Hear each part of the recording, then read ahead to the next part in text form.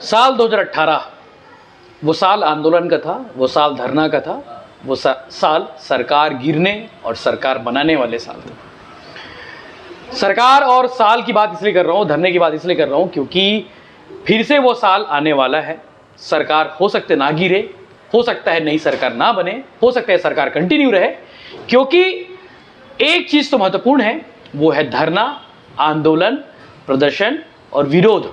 उसकी राजनीति शुरू होने वाली है क्योंकि साल चुनावी आने वाला है। नमस्कार, मेरा नाम यशवंत साहू और मेरे साथ है अखिलेश सर। हम दोनों की जोड़ी आज एक महत्वपूर्ण विषय को लेकर बैठी हुई है। खबर है कि छत्तीसगढ़ के 45,000 अनियमित और संविदा कर्मचारियों को रेगुलर किया जाएगा। रेगुलर करने की तैयारी है छत्तीसगढ़ सरकार की, जिसकी बात 2018 में कांग्रेस की जो नेता है, कांग्रेस पार्टी है, उन्होंने किया था कि भाई हमारी सरकार आएगी तो जितने भी अनियमित कर्मचारी है, संविदा कर्मचारी है, उनको रेगुलर किया जाएगा।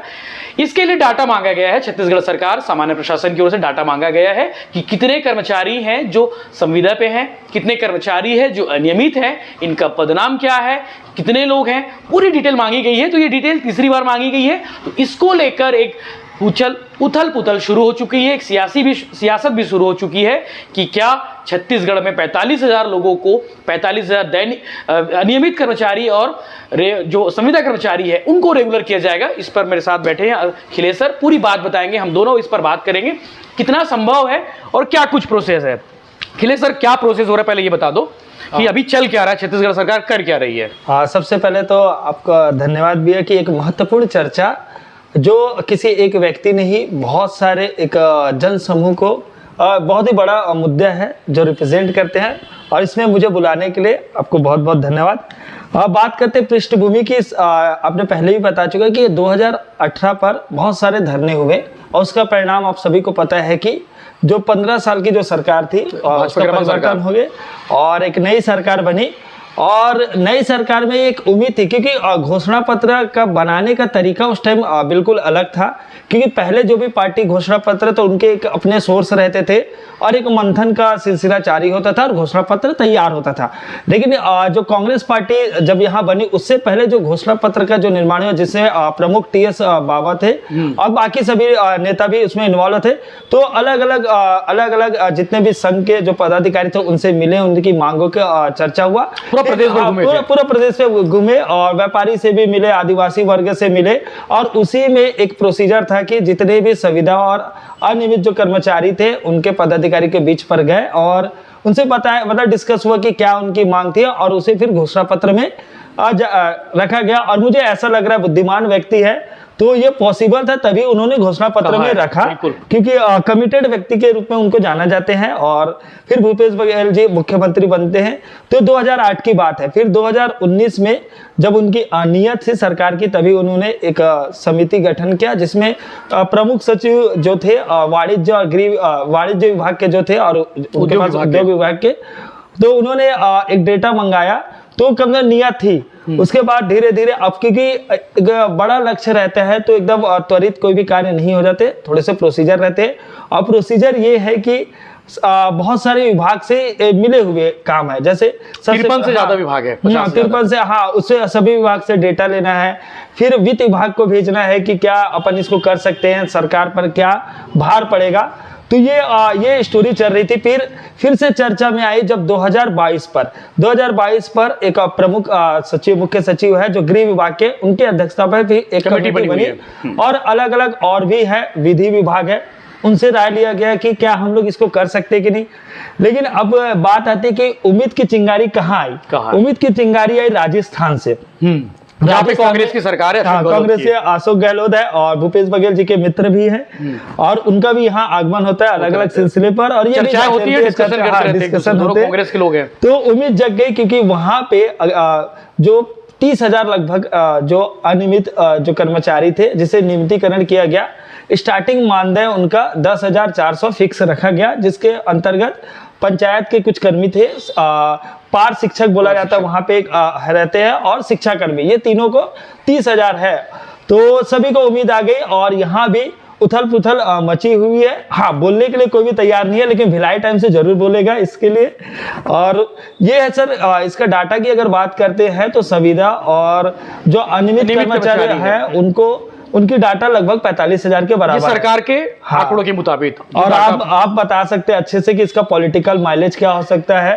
बिल्कुल। और देखो छत्तीसगढ़ में अगर बात करें तो सिर्फ 45,000 अनियमित कर्मचारी और संविदा कर्मचारी है सरकार के हिसाब से आंकड़ों में। लेकिन जो अनियमित कर्मचारी संघ है, जो गोपाल साहू जिनसे हमारी बात हुई, वो उनका हम बाइट भी दिखाएंगे, आगे वीडियो भी दिखाएंगे। उनका कहना है कि 1-2 वर्गों को ही क्यों, वो लगातार मांग करे कि 1,80,000 इनकी संख्या है, 1,80,000 समथिंग के आसपास डाटा है, जिसमें दैनिक वेतनभोगी, ठेका श्रमिक, प्लेसमेंट, आउटसोर्सिंग और 1-2 विभाग और भी जो है ये सब का आते हैं। तो ऐसे करके 7 अलग अलग वर्ग हैं, उन सभी को भी नियमित करना चाहिए। ये पहली बार भी जब मांग करने बैठे थे तब भी उन्होंने अपनी मांग रखी थी, और अभी जब छत्तीसगढ़ सरकार डाटा मांगी है, सामान्य प्रशासन विभाग से डाटा मांगा जा रहा है, विभाग द्वारा मांगा जा रहा है, तब भी वो बोल रहे हैं कि सिर्फ 45,000 कर्मचारी नहीं है, 1,80,000 परिवार हैं, कर्मचारी हैं जो काम करते हैं अलग अलग विभागों में, चाहे राजनांदगांव में हो, चाहे दुर्ग में हो, चाहे मंत्रालय में हो, तमाम अलग जगहों पर वहां पे उनकी संख्या 1,80,000 के आसपास है। तो उनका कहना है कि भैया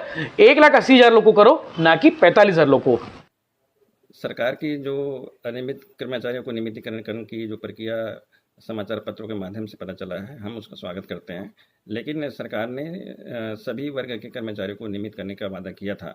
हम चाहते हैं सरकार सभी जो वर्ग के कर्मचारी हैं, जैसे संविदा तो का नाम आ ही रहा है, उसके साथ साथ दैनिक वेतनभोगी, कलेक्टर दर, श्रमयुक्त दर पर कार्यरत श्रमिक, प्लेसमेंट, ठेका, जॉब दर, फिर इसमें अंशकालीन है, सभी वर्ग के कर्मचारियों को नियमित करना चाहिए। और किसी प्रकार की क्या है, ये जो डेटा की उलझन वाली स्थिति है उससे बचने की ज़रूरत है। ऑलरेडी सरकार जब नियुक्ति करती है तो उनके पास डेटा रहता है, बार बार डेटा मांग करके हमारे बीच एक दुविधा की स्थिति उत्पन्न कर रही है। 2019 में जो डाटा मांगा गया था उसमें सभी वर्गों को डाटा मांगा गया था, और जो 2020 में जानकारी मांगी उसमें क्या है स्पष्ट नहीं किए गए। इसी प्रकार क्या है, इस साल जो अक्टूबर से जानकारी मांगे, सितंबर से जानकारी मांग रही है, उसमें 5 बिंदु पर जानकारी मांग रही है। हम इस तरह से क्या है कि जो हिला वाला कर रहे हैं सरकार, हम उसका विरोध करते हैं और सरकार से आग्रह करते हैं कि नियमितीकरण की प्रक्रिया को तत्काल प्रारंभ करें और हमें शीघ्र नियमित करें। पॉलिटिकल माइलेज मुख्यमंत्री भूपेश बघेल को मिलेगा, छत्तीसगढ़ में कांग्रेस की सरकार उनको मिलेगा। इसलिए मिलेगा क्योंकि 45,000 परिवार, 45,000 लोग हैं, मतलब डायरेक्ट 45,000 परिवार से आप लाभ दे रहे हो, 45,000 लोगों को नियमित कर रहे हो, उनको सरकारी कर्मचारी बना रहे हो। अब तक वो दैनिक अनियमित है और संविदा पे है, जिनकी कोई गारंटी नहीं होती भाई कब नौकरी चले जाए, भैया आप आ रहे हैं और कल से बोला जाएगा कि आप मत आना। कभी हो सकता है अधिकारी साथ खुन्नस होता है, या फिर कुछ व्यवहार कुशल, कुछ किसी बात को लेके कुछ इश्यूज होते हैं, तो उनके कॉन्ट्रैक्ट में भी लिखा रहता है ये सब चीजें कि भाई आपको कभी भी निकाला सकते हैं। तो सरकारी कर्मचारी बन जाएंगे तो 45,000 परिवार सद जाएगा, लगभग 2.25 लाख 2.5 लाख परिवार सीधे एक सरकारी नौकरी वाला परिवार बन जाएगा। तो स्वाभाविक सी बात है 2.5 लाख वोट सरकार फिक्स इन 45,000 लोगों के बहाने। और जो अनियमित कर्मचारी संघ मांग कर रहे हैं कि भैया 1,80,000 जो कर्मचारी है उनको भी आप करो, उनको करो 45,000 के साथ में, तो एक बड़ा वर्ग सरकार साध लेगी इनके बहाने। और सरकार की नीयत साफ है, जहां तक मुझे लग रहा है कि लगातार 3 साल से 4 साल से डाटा मांगा जा रहा है कि भैया सारे विभाग के कर्मचारी बता दो, कितने लोग हैं, कितने स्टाफ हैं, कितने पदनाम हैं, उनकी योग्यता क्या है, सारा कुछ देखा जा रहा है। ये वैसा ही होगा जैसे कि 2008 में हुआ था, इससे पहले और एक बार हुआ था। कुछ जो अनियमित कर्मचारी थे जिनको रेगुलर किया गया था और सरकार ने बड़े वर्ग को साधा था। तो मुख्यमंत्री भूपेश बघेल का निशाना बड़े वर्ग पर है, इसी बहाने बहुत सारे लाखों वोटर को साध लेंगे, जैसा उन्होंने वादा भी किया था। हम आपको वीडियो दिखाते हैं टीएस बाबा का। टीएस बाबा ने कहा था कि हमारी सरकार आती है 10 दिन में रेगुलर कर देंगे। लोग आपको इतना भरोसा दें, आपने सरकार की बात नहीं कही, आपने सिर्फ कहा कि एक कागज में लिख के दो कि घोषणा पत्र में आप शामिल करोगे। तो जब आप इतना भरोसा कर रहे हैं और घोषणा पत्र में सम्मिलित होने के आधार पे साथ देने की बात कर रहे हैं, तो आप विश्वास रखिए कि न केवल घोषणा पत्र में शामिल होगा, कांग्रेस की अगर सरकार बनती है तो आपको पहले 10 दिन के अंदर किसानों की ऋण मुक्ति के साथ कांग्रेस की सरकार आपकी इस मांग को पूरा करेगी। और याद रखिएगा तो ये चीज़ें अभी फ़ायदा मिलेगा। आप इस पे बताइए कि कितना संभव हो पाता है कि ग्राउंड पर ये चीज़ें एग्जीक्यूट होना, कैसे कितना संभव हो गया? अगर सब ये तो देखो कि 8 में हो चुका है, उससे पहले भी हो चुका है, उसके बाद भी हो चुका है, अभी कितना पॉसिबल होगा चुनावी के मद्देनजर इसको देखा जाए तो? चुनावी मद्देनजर पॉसिबल है कि हो सकता है। और जैसे आप पॉलिटिकल माइलेज की बात करें तो कभी भी जो राजनीतिक जो दल रहते हैं, किसी भी अगर एक बेनिफिशियरी है तो उसको 5 से मल्टीप्लाई करते हैं, क्योंकि ये मानते हैं कि माना गया कि एक परिवार में 5 लोग रहते हैं। 5 लोग, लेकिन एक माइलेज और भी मिलता है कि वादा निभाने का माइलेज। अगर मान के चलो, अगर ये जब पूरे वादे घोषणा पत्र के पूरे होते हैं तो नेक्स्ट ईयर भी लोगों को भरोसा उसमें दिखता है। तो मुझे ऐसा लग रहा है मोटा मोटी ये 10 लाख 15 लाख लोगों को प्रभावित करने वाली ये चीजें हैं, है ना। और डायरेक्ट तो जो रहेंगे 5 से मल्टीप्लाई तो आप स्वाभाविक रूप से कर सकते हैं। बिल्कुल। और रही बात वित्त विभाग में भार की बात है तो हर साल 700 से 800 करोड़ का भार आएगा। अभी ये 45,000 को अगर नियमितीकरण करते हैं तो अब ये रही बात 700-800 करोड़ सरकार के लिए उतना बड़ा नहीं है। अगर हम लोग एक मोटा मोटी देखते हैं तो सरकार के लिए बड़ी बात नहीं है, हो सकता है। और नियत साफ है, आपने सही कहा, क्योंकि नियत साफ है तभी ये कमेटी बनी है, डाटा मांगा जा रहा है। कमेटी दो कमेटी बनी। हाँ, थोड़ा सा दावपेच ऐसे आएगा कि जो भी कर्मचारी है उनकी योग्यताएं है कि नहीं, स्किल है कि नहीं, इसका भी छटनी हो सकता है। बाकी जैसे प्लेसमेंट की बात कर रहे हैं, क्योंकि अन्य बहुत सारे और भी है, प्लेसमेंट है, दैनिक वेतन है, कलेक्टर दर पर जो काम डाटा इनका आया हुआ है अनियमित कर्मचारी संघ का। इनका कहना है कि अनुमानित संख्या 1,80,000 है और इनका कहना है कि संविदा वाले 40,000 कर्मचारी हैं, दैनिक वेतन भोगी कलेक्टर दर श्रमायुक्त दर वाले 18,000 हैं, प्लेसमेंट कर्मचारी 36,000 है, मानदेय और जॉब दर जो है 12,000 है और अंशकालीन की संख्या काफी लंबी है, मतलब 50,000 के आसपास है, ठेका वाले भी 2.5 लाख के आसपास है। तो इनका कहना है कि हम 1,80,000 की बात करते हैं जिनको आपको रेगुलर करना चाहिए। और इसके अलावा एक डाटा उन्होंने ये भी बताया है कि 28 मई 2019 को एक सदस्य, विधानसभा के सदस्य, उन्होंने एक लेटर लगाया था, भाई आवेदन, एक प्रश्न लगाया था कि इनका क्या कर रहे हैं, आपने वादा किया था उसके मुताबिक आप क्या कर रहे हैं। तो सरकार का जवाब था कि विधि विभाग द्वारा महाधिवक्ता से अधिमत मांगा गया है, उसके बाद हम आगे की कार्रवाई करेंगे। तो हो सकता है अधिमत मांगा जा रहा होगा, बाकी चल रही होगी, प्रोसेस चल रहा होगा। तो ये लगातार इस पे बैठकें हुई हैं, लगातार बातें हुई हैं अलग अलग तारीखों में, उन सब बातों का जिक्र इसमें किया गया है। तो अब देखने वाली बात यह है कि आगे क्या कुछ हो सकता है इसको लेकर। एक कुछ भर्ती और बड़ा आने वाला है। आप अपन बात कर रहे थे शिक्षक कर्मी के, जिसमें शिक्षक रहेंगे, सहायक शिक्षक रहेंगे, व्याख्याता रहेंगे, उसकी क्योंकि ये अभी हाल ही में 15 अगस्त को भी अनाउंसमेंट हुआ था, जिसमें 10,000 शिक्षक भर्ती की जाएगी। एक अच्छा खासा वर्ग है। अब जैसे कुछ भर्तियां और भी है, वो आरक्षण के मुद्दे के कारण थोड़ा सा रुकी हुई है, इसके कभी और चर्चा करेंगे क्योंकि वो बहुत बड़ा मुद्दा है। एसआई भर्ती, एसआई भर्ती बड़ा बवाल है। लोग कमेंट करते हैं कि भैया एसआई भर्ती पे कुछ बोलो, तो हम उस पर स्टडी कर रहे हैं। हो सकता है 6 तारीख को हम उस पर कोई कॉल लेके कोई अपन उस पर काम करें और आपके समक्ष एक बड़ा अच्छा वीडियो प्रस्तुत करें कि आखिर चल क्या रहा है एसआई भर्ती पे। 3 साल से 4 साल हो गए। हाँ, 3 साल हो गए, बहुत ही डिले हो गया, बहुत ही बड़ा मुद्दा है, इसमें चर्चा करेंगे। लेकिन अभी जो बात कर रहे हैं ये नियमितीकरण की, ये भी बहुत बड़ा मुद्दा है। और चाहे पक्ष की बात हो चाहे विपक्ष की बात हो, और उम्मीद है कि अगर आगे इसमें जो भी अपडेट रहेंगे वो तो अपन देते ही रहेंगे। 2018 में शिक्षक कर्मी आंदोलन हुआ था, वो देश मतलब छत्तीसगढ़ का सबसे बड़ा आंदोलन कहा गया था। 50-100 दिन के आसपास चले थे आंदोलन और कई सारे शिक्षक कर्मी साथियों की मौत भी हो गई थी, वो आंदोलन में जा रहे थे या फिर इस बीच अटैक आ गया था। तो बड़ा आंदोलन था, एक बड़ा इफेक्टिव आंदोलन था और उस आंदोलन से सरकार को काफी नुकसान हुआ था। बीजेपी की सरकार थी, रमन सिंह की सरकार थी, उनको नुकसान हुआ था। तो सरकार समझती है, जानती है कि जो कर्मचारी है इनको नाखुश नहीं करना है, किसी न किसी बहाने से इनको संतुष्ट कर दो, इनको खुश कर दो, इनको मना लो। तो सरकार की कोशिश होगी कि जो 1,80,000 की कर्मचारियों की बात कर रहे हैं नियमित कर्मचारी संघ वाले, प्रोसेस में हो सकता है स्टेप बाय स्टेप, धीरे धीरे हो सकता है। अभी अनियमित और संविदा वाले 45,000 है, इनको पहले फेज में किया जाए, उसके बाद दूसरे फेज में और कोई कर्मचारी रखे। तो हो सकता है आने वाले समय में बड़ा वर्ग सधने वाला है, बड़े लोगों को नौकरी, मतलब एक बड़ा वर्ग है जिनको नौकरी सरकारी कर्मचारी बनने वाले हैं।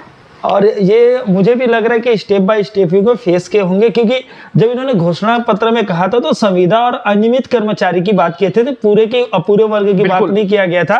तो हो सकता है शायद पहले फेस में ये हो, फिर दूसरे बार जब इलेक्शन के मोड में जाए तो घोषणा पत्र में फिर से बाकी के बारे में चर्चा हो, ये उम्मीद कर सकते हैं। क्योंकि अनियमित कर्मचारी संघ वाले भी ये चीज को बोल रहे हैं कि अनियमित और कर्मचारियों को आप स्पेसिफिकेशन करो, परिभाषित करो कि इसमें कौन कौन से कैटेगरी के लोग हैं। अनियमित कर्मचारी तो बोल दिया आपने, लेकिन कैटेगरी कौन कौन से, उसमें क्या ठेका वाले भी आते हैं, क्या प्लेसमेंट वाले आते हैं, क्या दैनिक श्रम आते हैं, क्या श्रम आयुक्त आते हैं, कलेक्टर दर, ऐसे तमाम जो अन्य अलग अलग वर्ग वाले हैं उनको। हालांकि सरकार की ओर से भी कुछ नहीं कहा गया है, सिर्फ संविदा और अनियमित कर्मचारी का जिक्र किया गया है। तो वो जिक्र के हिसाब से 2 वर्ग अभी सदने वाले जिनकी संख्या 45,000 के आसपास है, और सरकार ने डाटा मांगा है। सरकार ने ये भी कहा कि प्राथमिक तौर पे इनके क्या होने चाहिए वो भी बता देते हैं कि अनियमित दैनिक वेतन भोगी संविदा में प्रक्रिया का पालन किया गया हो, जो नियमानुसार हो वो होना चाहिए, जिनकी भर्ती हुई है, जो पहले से काम कर रहे हैं। इसके अलावा कर्मचारी पद की निर्धारित शैक्षणिक और तकनीकी योग्यता भी अनिवार्य है कि भाई अगर चपरासी की पोस्ट है, चपरासी पोस्ट में तो 5वीं पास 8वीं पास मांगती है, लेकिन डाटा एंट्री ऑपरेटर की पोस्ट में काम कर रहा है तो उसके बाद डीसीए होना चाहिए, ग्रेजुएट होना चाहिए, जो भी इनकी योग्यता होती है। इसके बाद ये भी कहा गया जिन पदों पर नियमितीकरण या विभाग की पद संरचना में स्वीकृत होना चाहिए। सरकार मतलब उस विभाग के पास पद है कि नहीं, ये भी इंपॉर्टेंट है। वर्तमान में कार्यरत पद पर क्या मानदेय भुगतान किया जा रहा है, ये भी इंपॉर्टेंट है कि जिस पद पे जो दिया जा रहा है क्या पता उससे ज्यादा ना हो, कम चल जाएगा लेकिन ज्यादा नहीं होना चाहिए, तो ये भी महत्वपूर्ण है। और कर्मचारी किस पद पर है, अभी क्या वेतन है, उसकी नियमित पद पर क्या वेतन है, इस पर बात हो रही है। और उसका नेचर कैसा है ये भी इंपॉर्टेंट है, क्योंकि आदमी काम करता है तो कई लोग कामचोर भी होते हैं कि सुबह आते हैं और अपना सरकारी बाबू की तरह वो 5 बजे 5:30 टाइमिंग देखे और खिसक गए। ये ऐसे लोग को भी छटनी करेंगे, स्क्रूटनी करेंगे, एक हाई लेवल पे कमेटी भी बनेगी, हर एक जिले स्तर पे तमाम चीजें होंगी, उसके बाद इनको नियमित किया जाएगा। तो मतलब खबर पक्की है लगभग, सरकार की ओर से भी कहा गया है कि सरकार की तैयारी है, सरकार की सोच है, तभी कहीं ना कहीं ये सब चीजें चल रही है। कोई पदाधिकारी उन्होंने ट्वीट भी किया कि अगर ये मांग पर ध्यान नहीं दिया गया तो 20 नवंबर से फिर से धरना चालू हो जाएगा। गोपाल साहू ने कहा है, अनियमित कर्मचारी संघ के जो प्रांतीय संयोजक हैं उनका कहना है कि भाई अगर इन बातों पर अमल नहीं किया जाएगा तो 30 तारीख से छत्तीसगढ़ में सारे अनियमित कर्मचारी, जिनकी वजह से काफी काम इफेक्टिव होता है, हम अगर सरकारी विभाग में जाते हैं वो बाबू से लेकर कई जो महत्वपूर्ण पद पे जो लोग रहते हैं, कर्मचारी होते हैं, वो यही लोग रहते हैं। और अनियमित कर्मचारी रहते हैं, कोई संविदा कर्मचारी रहते हैं, इनके बिना काम नहीं होता है। तो सरकार को बड़ा लफड़ा हो सकता है अगर इनकी मांगे, मतलब फाइल टच से बस नहीं हिल सकते। हाँ भैया, देखो अधिकारी साइन चिड़िया बिठाता है साइन करके, लेकिन मेन जो ग्राउंड पे काम करते हैं यही वो कर्मचारी होते हैं जो काम करते हैं, यही लोग की मेहनत होती है। अब देखने वाली बात है कि सरकार इस पर आगे क्या कुछ करती है और क्या कुछ होने वाला है। हम आप लगातार बने रहिए भिलाई टाइम्स के साथ में, हम इस पर लगातार आपको अपडेट्स देते रहेंगे, क्या कुछ चल रहा है, सरकार का विजन क्या है, और बताते रहेंगे लगातार आपको। और हमारा एक चैनल है भिलाई टाइम्स अनकट, आप उसको बहुत प्यार दे रहे हैं। अगर आपने उस चैनल को सब्सक्राइब नहीं किया है, जिसमें अनकट मतलब उसमें कोई भी चीज कट नहीं होता, यहाँ पे कुछ कट दिखेगा आपको, वहां पे कोई कट नहीं मिलेगा, तो उस चैनल को भी आप लगातार यूं ही प्यार देते रहे, आशीर्वाद देते रहे। कमेंट करके बताइए कि और कौन कौन सी भर्तियां होनी चाहिए, कौन कौन सी भर्तियां अटकी हुई है, वो भी आप बता सकते हैं ताकि हम उस पर वीडियो बना सके। क्यों खिले सर? एकदम सर। तो अब तक के लिए शुक्रिया, धन्यवाद, जय जवाहर, जय छत्तीसगढ़।